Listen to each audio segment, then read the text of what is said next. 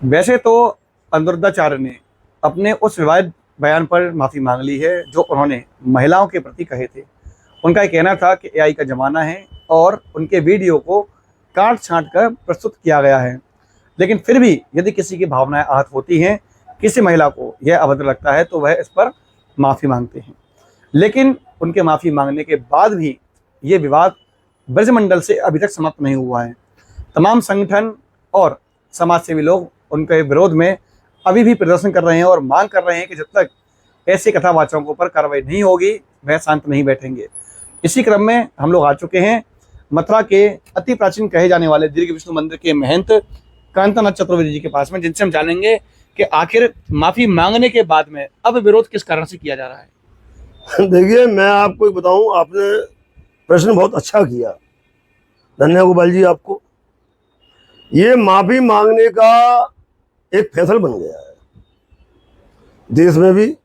जो अध्यात्म से जुड़े लोग हैं वो अनाप शनाप भूलते हैं, पहले सनातन धर्म के प्रति, महिलाओं के प्रति, नारी शक्ति के प्रति, और उसके बाद माफी मांग लेते हैं।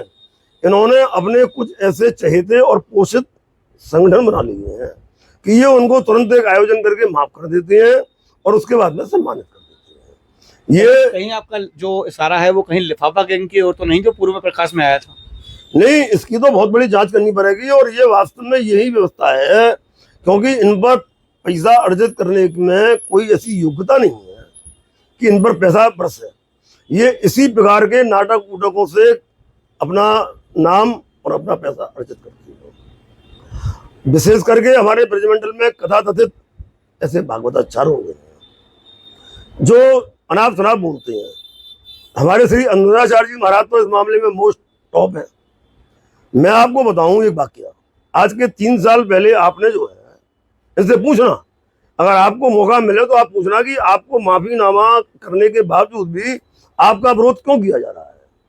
इनका विरोध इसलिए किया जा रहा है कि इन्होंने हमारी माता सीता जी के प्रति तमाम अनर्गल टिप्पणी की, हमारी स्वामिनी श्री राधा जी के खिलाफ इन्होंने बहुत टिप्पणी की और पंचकन्या द्रौपदी के बारे में इन्होंने टिप्पणी की।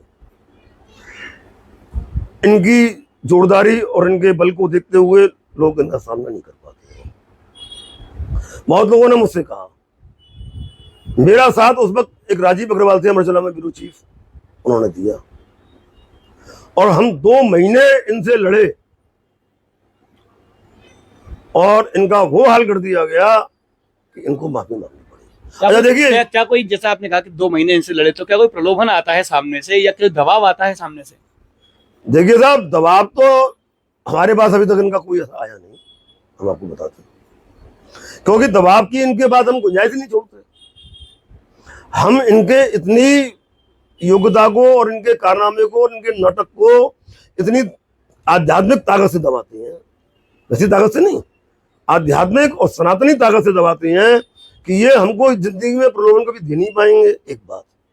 और ऐसे जो नारी शक्ति का अपमान करें, जो हमारे देवताओं का अपमान करें, जो हमारी माता तो शक्ति सीता जी का अपमान करें, ऐसे लोगों का भगवान हमको प्रलोभन से बचावे। हमारे शास्त्र कहते हैं कि अपराधी और अपराध करने वाले और उसका समर्थन करने वाले ये सभी दोषी होते हैं। तो मैं कांतानाथ एक ऐसा व्यक्तित्व का धनी हूं कि मैंने आध्यात्मिक क्षेत्र में कभी लोभन को प्राप्त नहीं किया। मैं भारत सरकार से, उत्तर प्रदेश सरकार से ये निवेदन करूंगा कि मैं तो इनसे पहले भी जूझ चुका हूं कि आप ऐसा मत कीजिए, अब कम से कम इनकी जांच की जाए। अनुरुद्धाचार्य जी के पीछे ऐसे बहुत से सवाल खड़े होंगे जो देश और दुनिया को चौंकाने वाले होंगे। मैं चाहूंगा कि सरकार इनकी खोजबीन करे। एक बड़ा कष्ट होता है कि जब अनुरुद्धाचार्य जी महाराज कुछ बोलते हैं या प्रदीप मिश्रा जी कुछ बोलते हैं तो जो बाहर से ये कथा कथित आ गए हैं, कथा पहुंचने वाले, जिनको जो कि केवल व्हाट्सएप और आपके गूगल और ग्रंथों को पढ़ पढ़ के पंडित हो गए, न इनका कोई गुरु है, न कोई इनका दीक्षा देने वाला है, न कोई इनका आध्यात्मिक सलाहकार है, इनको कोई ज्ञान नहीं है, केवल रामायण की चौपाई बोल करके 25-50 भागवत के श्लोक याद कर लिए हैं। उनके आधार पर ये अपने भोले भाले गांव वालों से अनाप शनाप भक्ति के नाम पर धनेटते हैं और अपनी फेमसी के लिए ये इन जैसे दुष्प्रचारों को बढ़ते हैं। कांतनाथ जी, बड़ा सवाल, जैसे कि अभी आपने ही कहा था कि अपनी योग्यता के बल पर उनसे लगातार 2 महीने तक जूझते रहे, तो क्या ये माना जाए कि अनुराधाचार्य जो तमाम प्रश्नों के जवाब देते हैं, चाहे प्रश्न कैसा भी हो, वो बिल्कुल अयोग्य है? अनुराधाचार्य जी का आज तक कोई ऐसा बयान ही नहीं आया। मुझे कहने में इस समय संकोच होगा, क्योंकि ये मामला बहुत दूर तक जाएगा। ये घूम फिर करके उसी आधुनिकतम पे आ जाते हैं जिसे आज की एक लॉबी पसंद करती है। ये न तो सनातन को आगे करते हैं, न ये किसी और चीज को आगे करते हैं। अंत में आते आते ये उस माया जाल में आ जाते हैं जो गलत है। आप भी पत्रकार हैं, आपके पास भी इनकी बहुत सी बातें आई होंगी। आखिरकार मैं ये पूछना चाहता हूं कि इन पर अंकुश कब लगेगा। मैं बार एसोसिएशन को बहुत धन्यवाद देता हूं। मैं वृंदावन के गोस्वामी महिला माता और अपनी बेटियों की हार्दिक तहे दिल से साधुवाद करता हूं कि उन्होंने इसके लिए अपना कदम उठाया। मैं उन महिला संगठनों की तारीफ करता हूं जिन्होंने इनके खिलाफ मोर्चा खोला है। माफी इनको नहीं दी जानी चाहिए। माफी तो एक हमारे यहाँ फैसल बन गई है। ये अपराध, और ये ऐसा ही करेंगे हमेशा। इसलिए चूंकि हम भी सेवायत हैं और चतुर्वेदी बालक हैं, तीर्थ पुरोहित हैं, हमको अपने आत्मबल से ही और अपने पूर्वजों से ही इतना ज्ञान प्राप्त हुआ है, और हम स्वयं उन ज्ञानों को अपने गुरुओं से अर्जित किए हुए हैं। जरा हमारे गुरुओं की वृद्धावली देखें। हमारे परम पूज्य स्वामी श्री वृंदावन तटीय स्थान वाले महाराज जी, हमारे परम पूज्य स्वामी श्री गोपाल जी हमारे महाराज जी, ऐसे आध्यात्मिक संतों के चरणों की हम सेवा करते हैं। कांतनाथ जी, बड़ा सवाल ये आता है कि आखिर जो स्थानीय यहाँ के जो विद्वान हैं, जो वरिष्ठ हैं, वो लोग आगे बढ़कर नहीं आ पाते हैं, और बाहर से आने वाले तमाम कथावाचक आज ख्याति को प्राप्त कर रहे हैं, वृंदावन की महिमा को बढ़ा रहे हैं। आखिर कमियां कहाँ पर हैं, या कहा जाए तो आखिर उसके प्रमुख कारण क्या हैं? देखिए, मैं आपको एक बात बताऊं, ये सब लोग एक व्यवसायिक भाई हैं। ठीक है, ये किसी कारण से नहीं भूल पाते हैं। और मैं आपको एक बात और बतला दूं, जब इन जैसे कथावाचकों का सूर्य का उदय आता है नहीं, तो उसके बाद जो बेचारे और लोग हैं वो पीछे हो जाते हैं। मैं आपको बता दूं, हमारे ब्रजमंडल में ये एक कमी आई है। हम तीर्थ पुरोहितों को अब ये मुद्दा अपने हाथ में लेना चाहिए। मंदिरों के सेवायतों को ये मुद्दा हाथ में लेना चाहिए। अन्यथा इन सब भागवत और कथाओं के नाम पर ये जो कथाकथित लोग आ गए हैं, ये चैन से नहीं बैठने देंगे, और ये हमारे देवी देवताओं को आरोपित करते रहेंगे। ये लोग पाश्चात्य संस्कृति से डूबे हुए हैं। ये लोग नहीं जानते कि सनातन धर्म पद्धति क्या होती है। अभी अनुराधाचार्य जी ने कहा है कि मैंने तो कुछ लड़कियों के लिए कहा है। मैं एक बात बता दूं, भारतीय नारियों का एक संस्कार है कि विवाह से पूर्व कोई पवित्र नहीं होती। इन्होंने नारी शक्ति और हमारी कुंवारी कन्याओं का अपमान किया है। हम एक बात मान लें कि आपने कुछ लड़कियों के लिए कहा, तो अनुराधाचार्य जी महाराज आपने कुछों के लिए क्यों कहा? क्या व्यासपीठ से बैठ करके ऐसी बातें होती हैं? व्यासपीठ पर बैठ करके ऐसी अनर्गल बातें नहीं होनी चाहिए। इसलिए मैं वृंदावन के उन असली कथावाचकों से निवेदन करूंगा कि वो ऐसे अपराधों को कुचलने के लिए आगे आए। हम उनका हर मुद्दे पर साथ देने को तैयार है। कांतनाथ जी, ये बताएं कि जिस वक्त प्रदीप मिश्रा का बयान आया था रानी के ऊपर, तब वृंदावन के तमाम कथावाचकों ने एक मांग उठाई थी कि जो व्यासपीठ है उस पर केवल वही लोग बैठेंगे जो कि पूर्णतः जो कि नियम बने हुए हैं शास्त्रीय आचार्य आदि के, जिनके पास में कि डिग्री होगी, जो पढ़ाई करके आएंगे वही लोग बैठेंगे। लेकिन उसके बावजूद वृंदावन में तमाम कथावाचक जो बाहर से आने वाले हैं, ना कोई डिग्री है, ना कोई ख्याति है, केवल सोशल मीडिया के दम पर आगे आ रहे हैं। ऐसे में अभी तक कोई कदम क्यों नहीं उठाया गया?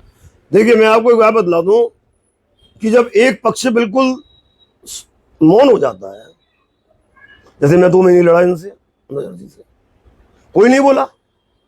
जब अज्ञान के अगारी ज्ञान लोप होता है। मैं कॉमर्शियल स्टूडेंट भी रहा हूं।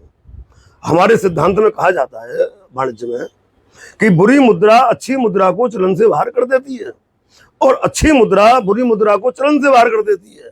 गोपाल जी, मैं आपको बता दूं, इस समय हमारे ब्रजमंडल और मथुरा मंडल में ऐसा ही हो रहा है कि बुरी मुद्रा अच्छी मुद्राओं को चलन से बाहर कर रही है।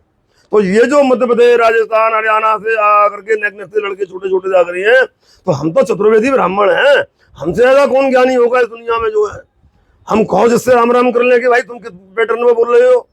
इसलिए तीर्थ पुरोहित होने के नाते, चतुर्वेदी होने के नाते, एक मंदिर का सेवायत होने के नाते, और मैं तो विष्णु भक्ति का प्रगाण होने के नाते, मैं तो भगवान नारायण श्री दीर्घ विष्णु जी की अहरनिश सेवा करता हूँ। पिताजी के जाने के बाद में मुझे आज 25 वर्ष हो गए सेवा करते करते। जो है मैंने बड़े बड़े वेदों को पढ़ता हूँ, बड़े बड़े शास्त्रों को पढ़ता हूँ।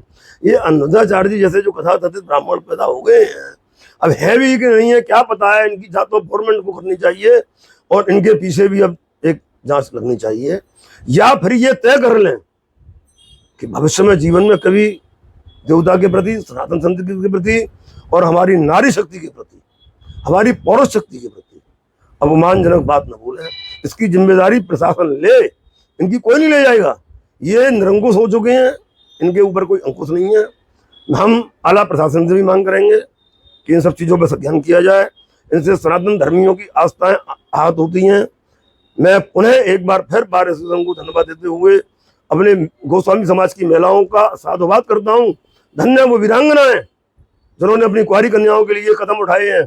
ऐसे ही मैं आग्रह करूंगा कि कोने कोने से ब्रजमंडल से आवाज उठनी चाहिए और ऐसे कथाकथित अनुरुद्धाचार्य जी जैसे का लोगों का, प्रदीप मिश्रा जी जैसे लोगों का, और जो इनके साथ में इनका बहिष्कार होना चाहिए, या फिर इन पे ये लगाम लगामे। ये जो असली कथावाचक है वृंदावन में, इनको बताएं, इनका सम्मान नहीं करें। हमको कष्ट हुआ है, इन्होंने प्रदीप मिश्रा जी का सम्मान करते हैं, अनुरुद्धाचार्य जी का सम्मान कर देते हैं। ये सब नाटक क्या है? इसकी छवि विदेशों में जाती है, बर्बाद नहीं होगी ये छवि। हम लोग मथुरा के चतुर्वेदी तीर्थ पुरोहित हैं। हम ब्रज से, मथुरा मंडल से आध्यात्म की शुद्ध और पवित्र आवाज जाए, कहीं कोई टाका बट्टा ना लगे। इसकी जिम्मेदारी इन कथाकथित कथावाचकों पे नहीं है, इसकी जिम्मेदारी हम तीर्थ पुरोहितों पे और विशेष करके हम चतुर्वेदियों पर हैं। हम यमुना पुत्र हैं और ब्रज के सबसे पहले व्यक्तित्व ग्रहणी है। हमसे पहले इसमें यहाँ कोई नहीं आया। हमसे कोई बात करे बैठ करके? अगर 24 लोगों से पहले कोई आया हो तो हम लोग क्या है कि हम लोग ज्ञानी हैं, हमें शास्त्रों को भेजा हुआ ज्ञान है, हमने अपने पूर्वजों से ज्ञान की परिभाषाएं पढ़ी हैं। इसलिए हम हाथ जोड़ करके एक बार फिर अनुरुद्धाचार्य जी जैसे लोगों से आग्रह करते हैं कि अपनी बुद्धि को पवित्र करें, थोड़ा गायत्री मंत्र का जाप करें, उनकी बुद्धि पवित्र होगी।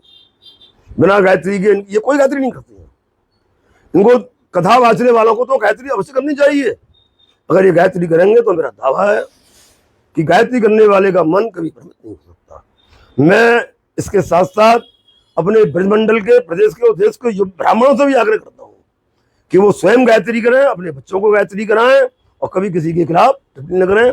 मैं अनुरुद्धाचार्य जी का विरोधी नहीं हूँ, मेरा उनसे कोई विरोध नहीं है।